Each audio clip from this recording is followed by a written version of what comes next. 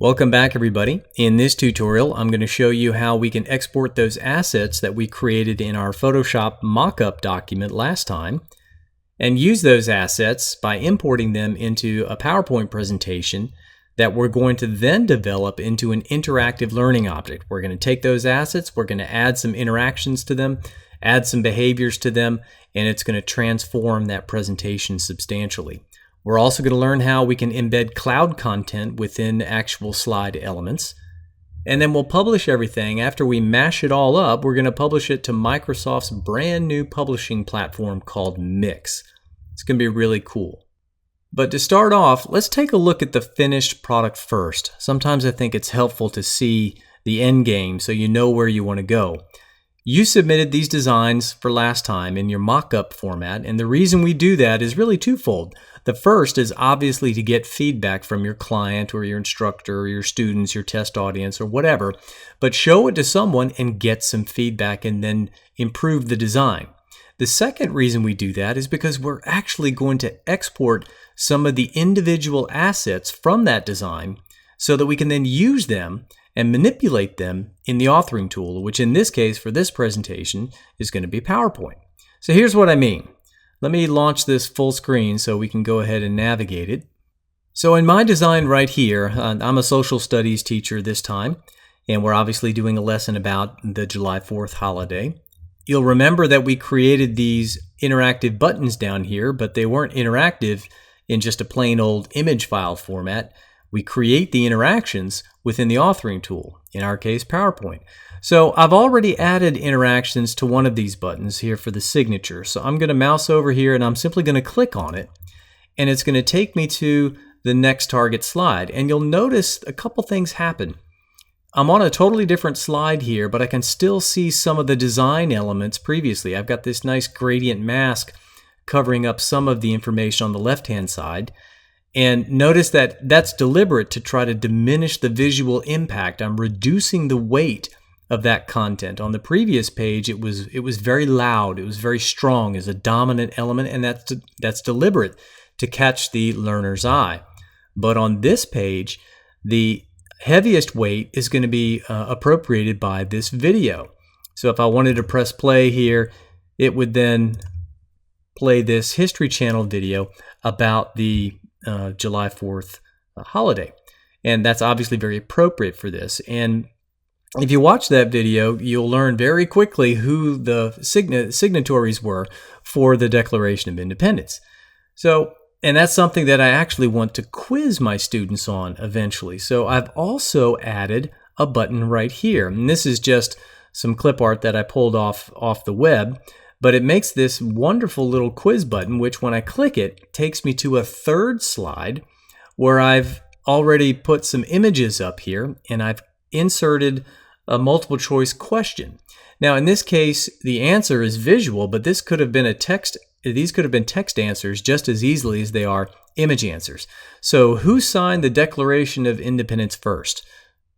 Does anybody know the answer? I'll give you a second. Think about it. Was it TJ?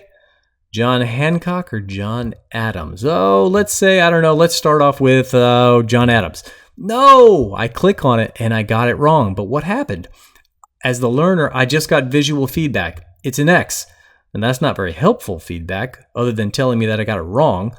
It's not what we learned last time, explanatory feedback. This is an example of corrective feedback, which is still useful, but perhaps not as useful as explanatory feedback. So let's try TJ. Was TJ the first person to sign the Declaration of Independence? No, I'm wrong again. Loser. So obviously it's John Hancock. And notice how when I click on John Hancock, the feedback symbol changes. Now the great thing about this particular design that I'm going to show you how to build here in PowerPoint is that the feedback can be whatever you want. These symbols here, the X's and the check mark, are nothing more than elements that I have assigned a delayed animation effect so that they come in only when they're triggered by the clicking on one of these portraits. And I'll show you how that's done. It's actually very, very easy, and it's a very powerful way to allow you, within the context of your regular PowerPoint presentations, to build interactions that allow you to check the comprehension of your learners. It also allows you to turn PowerPoint into a more of a student-centered tool for consumption of the content that you make. So it's not necessarily something that you're always building for live delivery. So with that said, oh, by the way, I guess I forgot, we also have these arrows here. I assigned some actions there to allow me to navigate backward and forward through the design. After all, it's important that learners don't get stuck anywhere. We don't want a dead end, and the arrows need to be intuitive so that they know which direction the content progression is following. So with that said, let me switch out of PowerPoint here and go back to Photoshop. Let's start there. Now you should remember this all too well from last time. Here is the main design board, and I've got all of my elements in the composition layered appropriately. Over here on the right-hand side are all the different layers, and I've named them accurately as well so that I can find what I need. Now, if you remember from the main PowerPoint presentation, I need some of these objects on some slides, but not all of them on every slide. So what does that mean I need to do here? Well, the great thing about Photoshop and its use of layers is that it allows me to export layers as separate files. So what individual files do I think I need? Well, this takes a little bit of planning, but I know that what the hardest thing for me to create, and the main reason I developed this mock-up in Photoshop, was to get this gradient and this blend and transparency right, the opacity right on the opening graphic. Now, there are a couple reasons why I don't want to export everything from Photoshop, and I'll explain that once we get there. But to start off with, let's just export the background. All I want is the header, and then the flag with the background painting, and then the footer. I don't want the buttons, and I don't want the text elements either. So I'm going to make them temporarily go out of view simply by coming up here to my layers and clicking the eyeball icon that corresponds to the appropriate element that I want to get rid of. For example, if I click on signatures, that text element disappears. That's what the T stands for. Flag, it disappears. Text, it disappears. Now I'm going to get rid of the actual buttons. I'm not getting rid of them. I'm just taking them out of view. I'm making them invisible. Now this, finally, by making those invisible, this is what I now want to export as my background. And it's very easy to do that. You know how to do that. File, we'll go up to the File menu and then Save for Web. And what file format do you want to use? Typically, we want to use a JPEG if it's all photographic content. But you can also use PNG for photos. But if we've got a combination of things, I like to use PNG. It's a little bit fatter. It'll make a slightly larger file size. So I've saved that to a folder where I've got all my multimedia assets stored. And now my next step is to go ahead and export those buttons. So I'm going to go ahead and bring them back up and make them visible so I can see them again. I don't need the text elements. Whoops, I'll turn that off. I just want to export the buttons, so I now need to turn off the background gradient, the background flag, and the background declaration painting so that I only have these particular buttons. And I guess I have some more elements up here. Truth is, I really don't have to make them invisible because I'm going to use the Smart Selection tool here in just a second. So what am I going to do? Well, if I go up and grab this Smart Selection tool and then select the appropriate layer, in this case the flag button, and then I can click on my star here and keep clicking, and eventually, I hope you can see that, it traces a selection outline around the button that I want. I don't have to do all three of them. I want to do them individually so that I can save them individually. But with this thing selected, now it's simply just going up to the Edit menu and selecting Copy, and then going to the File menu. Here's the trick. I have to create a brand new file. And that file, I'm going to create it as an image from the clipboard, or I could just create a blank file and then default to the dimensions that I saved. I copied the button image in. But if I choose the image from clipboard, it does that automatically for me. And notice that it also detects, or it also creates an invisible background. In other words, this is a transparent background, which is exactly what I want. I don't want to save this in a format that has a white default background or any other color in the background. I want this button to float totally transparently on top of the elements that are inside PowerPoint.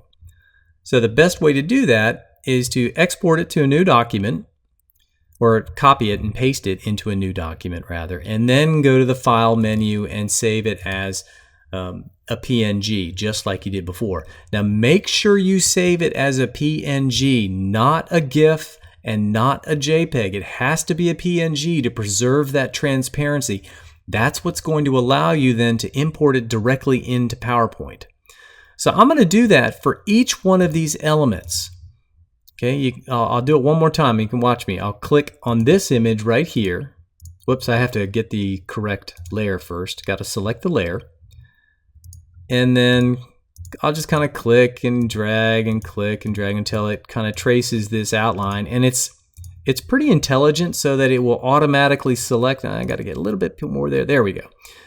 It will select the absolute contours. You just kind of have to play with it a little bit until it gets the exact contours of the shape that you want, and then go to the edit menu, copy it, and then paste it into a new document. Now before you do that, let me show you one other important trick. In the actual layer of the button that you want to collect, you'll notice that it says FX. In this case, for me anyway, I assigned a special effect to each one of these buttons, and all it was a simple bevel. Do you see how these buttons kind of look like they're 3D? That was just a beveling filter that I applied, and we learned how to do that in the previous tutorial. But if I were to export this button right now and save it as a ping, it's not going to default export that effect. And this is deliberate. Everything is separate. The effects are actually stored as separate data from the actual graphic itself. If I want to export both of them, in other words, I want to export it exactly as I see it right now, I have to simplify the layer. And that's really easy. If I just right click and choose Simplify Layer, watch what happens to the FX. Do you see the FX disappear? That's because they're now merged. In Photoshop, the full version, this is actually called merging. But anyway, that's really important. So simplify your layers if you've got special effects applied to the individual objects and you want those special effects to transfer with that particular graphic element that you're exporting. So with that said, I'm going to skip ahead now. I'm going to do the same thing for the other button, but there's no need for you to watch that again and again. I don't want to waste any more time. So I'm going to skip ahead to having all of the files exported and show you what my content folder looks like. So as you can see now, I've got several additional files that I've saved here. I've exported these from Photoshop. Here is, of course, the actual mock-up file. That's the Photoshop file. But then here are the 3 button images that I exported as PNGs. And then, of course, here is the background image that I saved as a PNG as well. The July4th.pptx, that's my source file that I've created in PowerPoint. That's actually the file that you see right here. And I've thrown some blank slides in here because I want to show you how I actually built this. But I think it's important for you to understand that it's really, really essential to export the files from Photoshop into a single directory, somewhere you know you'll remember, and then save everything there, because it is challenging. That's part of the challenge, I guess, for this particular project, is realizing that you're using a development tool, an editor, a graphic editor like Photoshop, to create assets, only some of which are exported into the actual authoring tool, PowerPoint in this case. So that said, let's go ahead and get started building some of this. Let's start with the background. Okay, so this is what I'm trying to duplicate here. And I'm starting completely from scratch now, and it's very easy because I've done the hard work already in Photoshop. I'm just going to go to the Insert menu, I'm going to Insert Picture, and then I simply have to navigate to wherever my file is. In my case, I keep it on my OneDrive account. So let me get there, and inside my July 4th source folder, I've got the background.png file that I exported already, and I simply click Insert, and there it is. And I can go ahead and resize it if I need to whatever dimensions. Yours was probably saved to 1920 by 1080, which is full screen. That's exactly what you need. By the way, if you're not sure about how to set your slideshow to display 16 by 9, it's very easy to do that. Just go to the Design tab and select Slide Size and choose Widescreen 16 by 9. As you know, all major new monitors that you buy with computer systems today are going to display at 16 by 9 aspect ratios. 4 by 3 is old and outdated now. So go ahead and set your screen to 16 by 9 if you haven't already done so. So with my graphic inserted in here, now I simply need to get those buttons. And that's easy as well. I just go back and insert them exactly like I inserted the background graphic, and I position them accordingly. So up to the insert menu, to pictures, navigate to the ones that you want, click the insert button, and so on. So I'm going to go ahead and put these in position. Okay, so that looks pretty good. I've got my images exactly where they need to be. What else do I need to do? Well, I need to assign an interactive behavior to that button. After all, that is the whole point of this module, is to build interaction. And in this case, the interaction is going to be a navigation interaction. That's very simple. I select the button that I want to use, and I'll go up and select the Insert tab and choose Action. If you know that you're never going to change the order and that slide 2 is always going to be slide 2, go ahead and designate it. Otherwise, you can simply select Next Slide, and that way it will always go to the next slide even if you end up changing the order around, which does happen sometimes. So I'll click OK. And now if I test this, there's my screen. And if I mouse over, look at that. Signatures now has a cursor that pops up. And if I click on it, it takes me to that second screen. So let's talk about how we're going to fix this second screen. So this is the second screen starting from scratch. Well, actually, it's not totally from scratch. We have the background on here. So let me go back up here. And here's a good trick. Sometimes I'll go to a slide that I think I want to use again, and I'll duplicate it. And let me bring that down here. And tell you what, I'll get rid of the white background slide. That was more for dramatic effect. And after I duplicate it, I'll simply come in here and get rid of the content that I don't need. In this case, get rid of the images and the corresponding text graphics. I didn't show you how I put the text in here, but I'm assuming you already know how to do that in PowerPoint. So with my base background established here, I now need to think about the other kinds of content that I want to put on this particular screen and the other screens that follow. Now this is a really busy background right here. This is way too busy to put other content on without dealing with some contrast issues so that I can make text readable in particular. Mayer would have a fit, and so would Robin Williams if I just started typing on top of this composite image here of the flag and the painting. So I need to diminish the visual impact of that so I can create some literally white space so I can put some other content on there. And take a look down here at the finished slide. This is what I'm going for. I want to have a gradient that goes from the right all the way over to the left so that I can put some other content over here. Now for the video, which is going to take up this entire space here on the right hand side, it's not quite as essential, but the trick here is you're basically creating a content template here. And so I need to get to this from this, just the background. So I need a mask. I need a white rectangular mask to cover this flag and painting graphic. Here's how I do that. First step is to drag a rectangle and cover up the target area. You know how to do that, so go ahead and do that now. Once you've got your rectangle covering up the target area, then it's time to create the mask. And the mask simply refers to giving it some opacity so that some of the content can display through this. Now, if I wanted to, I could just choose a standard opacity setting and be done with it. For example, I could right-click and choose Format Shape, go to my Fill option, and select a transparency setting that I think could work for everything. I could do that. Let me close this out, and this would be acceptable.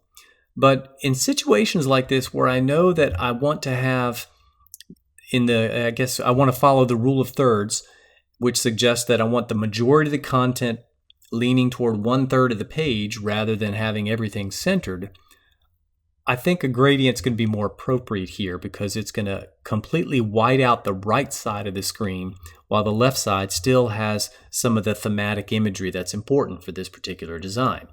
So here's how that's done. I'm going to right click and go back to Format Shape.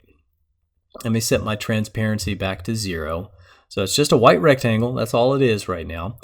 And the way we do gradients in PowerPoint is a little bit different from what we did in Photoshop. First step, of course, is to figure out how many color stops I need. There are 1, 2, 3, 4 by default. I'm only going to need 3, so I'm just going to drag one of those. All I did was just boom and just drag it down.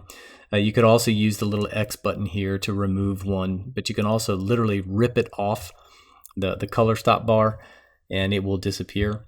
So there are 3 on here, and you can play around with this and see what they do, but I obviously need to change the angle. That needs to be 180, so I'm going to bump that up here to 180. And you can see now it's going from left to right. White is over there, and then over here is this blue color. Now in my head, I don't want any color. I want this to be transparent. So how do I do that? Well, I can simulate that by changing the opacity settings of the individual color stops as well as their colors. So I've got white here on the left. I'm going to take the middle one now and I'm going to change the paint color to white and change the paint color on the right hand side to white as well. So now all 3 color stops are white, but it's totally blotted out here. It's still totally opaque because my transparency settings for each of these color stops is still 0. Now I can mess around with these color stops and really do some interesting things. For example, if I choose the one all the way on the right, it's always opposite what you think it would be. I'm going to change that almost to 0. I'm going to reduce it down to something like that. And then the middle one, I'm going to slide it over. And can you kind of see here how there's almost a fuzzy line right here? I think I'm going to repeat the alignment of the I in Independence and the 1 in 1776 here. And I'm going to slide over that edge so it's right about there. That looks pretty good. And if I want to, I can play around with the opacity settings here too a little bit. I can make it fuzz out just a hair more. And then the gradient stop on the far side, that's this stuff over here, I'm going to leave that at 0%. So it's only this middle one really that you have to worry about. That one, a lot depends on the positioning, and you can see you've got a little line there. That might be a little too much. I'm going to drop it back just a hair. There we go. That looks pretty good. So now I've got excellent contrast here for any type of content that I would put on that particular side of the slide. Speaking of which, let's put some content there. How about that video? So I found this really good video that does exactly what I think my learners need to see. And in this particular case, it's a video from the History Channel.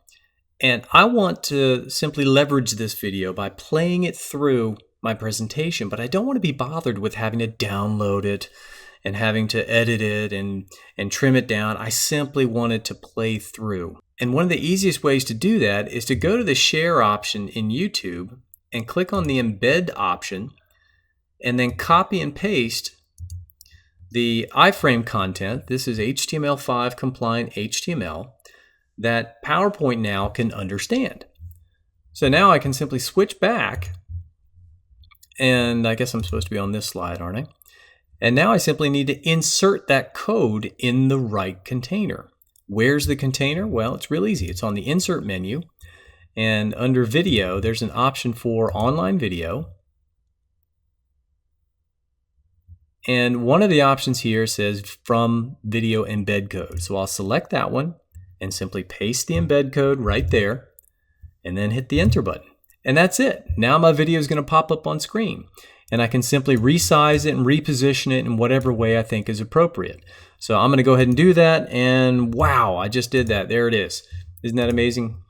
No, I just deleted the old slide, and here I am. So I resized it so that it fills up that quadrant. And now if I were to play this through PowerPoint, you'll see that it will load up here, and whenever the learner is ready, I can click play. If I want to put additional text directions up here, I could, or maybe over here on the left-hand side to take advantage of the good contrast, I could do that. I could, for example, put cueing text in there to pre-teach some vocabulary that they might need to remember as they watch this video, or whatever other instructional design elements I need. Those could be placed on this particular slide to get them ready to learn from this video. And once they're done with that video, of course, then they need to take a quiz. So let's talk about how I built that quiz object. Let me get out of the preview mode there, and we'll look at this quiz element here. Now the quiz element is a PNG graphic that I pulled off the web, and I inserted here, and I gave it an action. I went to the insert menu, and I went to action, and I simply said take it to the next slide, just like what we did before on the first page. So with that done, I click OK. I also put a back button here. You can kind of see that as well. And I gave that an action as well, and that action was go to the previous slide. So obviously I'm building a breadcrumb trail here for learners to be able to back out should they need to. And this was just a shape tool. And anyway, so insert menu, action. Very easy to do. You can also just click on hyperlink. This is another type of link that we can create. But I want to get you used to using action because we're going to do that in some more advanced functionalities later. Now on to the actual quiz slide. On this particular slide, I've got quite a few elements here. I have 3 portraits, and then I have 3 graphics that I'm going to use for feedback. I also have some text elements there, and there, as well as the actual question. Okay, all of this you already know how to do. You know how to put those in. And the portrait images, by the way, these were just rectangular photos that I found on the internet. When I put them in here, I then went to the format menu and chose an appropriate round option, then kind of played around with some of the picture effects and border effects to make them look the way I wanted to make them look. So I think that looks pretty good. Now, with all my elements on the slide, I'm now ready to create the interaction. And in this case, the interaction is clicking on an actual photo. Now, this could just as easily have been text answers and not photos. I could have made a multiple choice question here, and I could assign the interaction to the actual individual text box. It's very easy to do that. I could have come down here and did the same thing to Thomas Jefferson, John Hancock, and the John Adams text boxes also. But for me this time, I'm choosing to set the interactions to the individual portrait images. How do I do that? All right. Follow the logic here with me if you can. Let's start with the correct answer first. I want the correct answer feedback to display when a user clicks on John Hancock's photo. Okay, that's the algorithm. When clicked, this displays. Okay, it's very simple. So how do we do that? Well, we're going to do it with a creative animation strategy here. This is kind of neat. Select the object that you want to use as feedback, and then go to the Animations tab. Give it an appearance or some other effect. I don't recommend making it too fancy an effect, otherwise Mayer would tell us that's going to create extraneous processing. So I'm just going to choose an appear effect for it. Then once I do that, I'm then going to come over here, and this is the secret. I'm going to click on the trigger option, and I'm going to say trigger that on the click of what? Oh, good grief, look at all these different things here. Oh, I don't know which one it is. How do I know that? Well, let's fix that. This is a secret that a lot of people, even you experienced PowerPoint users, probably don't know. If you want to name the actual objects on your slide the same way you named layers in Photoshop, this is really, really important to do when you're trying to set up animations. You need to know which object you're animating when, so that you can get your timings right. In that particular case, here's the secret. On the Home tab, there's an option all the way at the end called Select. If you click on the pull-down Select menu and choose Selection Pane, it allows you then to come in here and name each one of these particular elements. And it's a little tedious, but it will save you time in the long run, especially if you repeat some of these elements across every slide. Now to rename them, for example, let's start at the top here. Let's go to picture 10. Okay, so that red X right there is the feedback for John Adams. I'm going to double click on that text, and I'm simply going to type in the answer. I'm going to call it red X John Adams. So now there's no question what that element is. Now if you'll stand by for a second, I'm going to go do this for all of these, and I'll be right back. Okay, so real quick here, take a look at what I've done.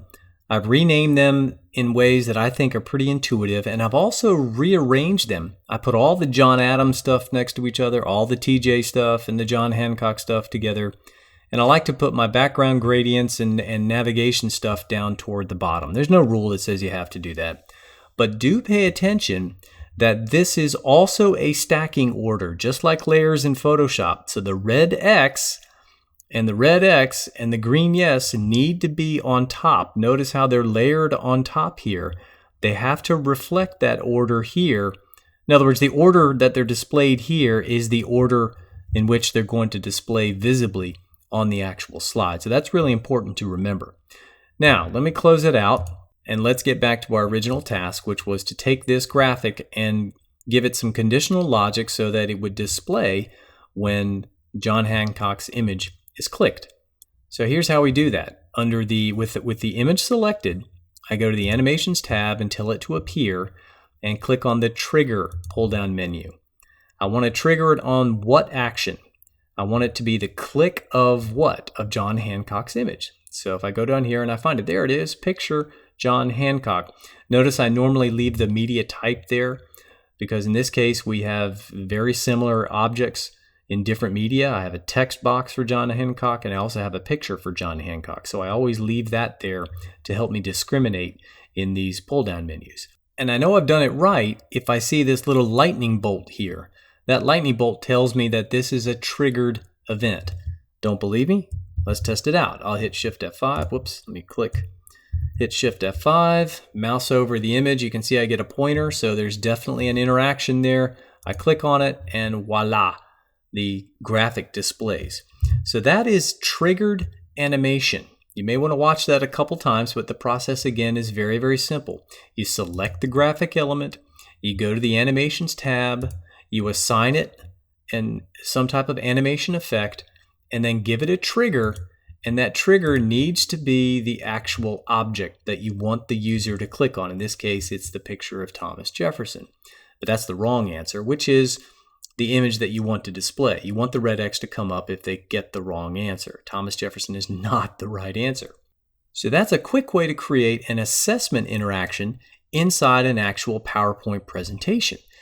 This suddenly transforms the document into not only a content consumption learning object, but also one that measures comprehension.